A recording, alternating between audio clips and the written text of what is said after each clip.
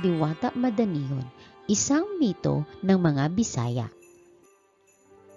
Noong unang panahon, wala pang mga sasakyan at hindi pa maunlad ang lungsod ng Cebu, ay may isang maganda at mabait na diwata ng mga Bisaya na si Isang Madanihon. Malayong malayo ang itsura ng lungsod ngayon kaysa noon, na puro mga bundok, halaman, hayop at ilang tao lamang ang makikita. Malaya din silang mamitas at kumuha ng anumang ibig nila mula sa kalikasan. Mahilig si Isang Madanihon na maglibot-libot sa buong Cebu, hanggang isang araw ay napadpad siya sa lugar na kung tawagin ay Tabuan.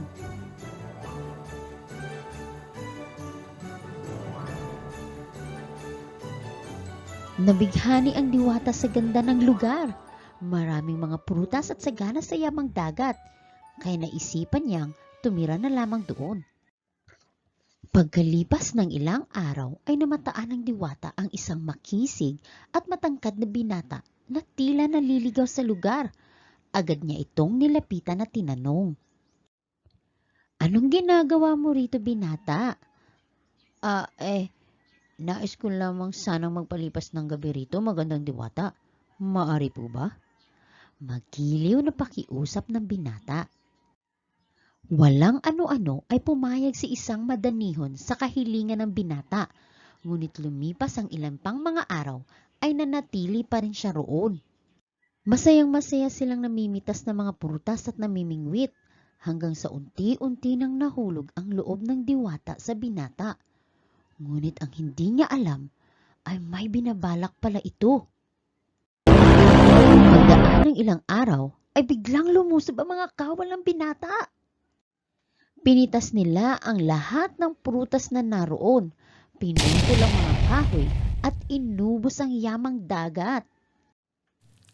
Sinunog din nila ang buong kagubatan.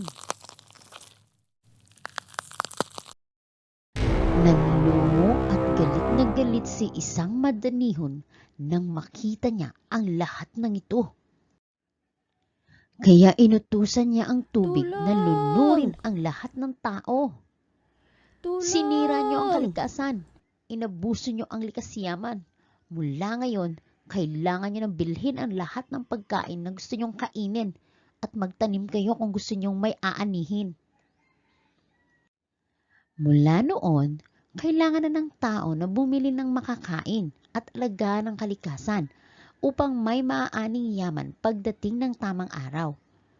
Nilamon na rin ng dagat ang binata kasama ang kanyang mga utusan.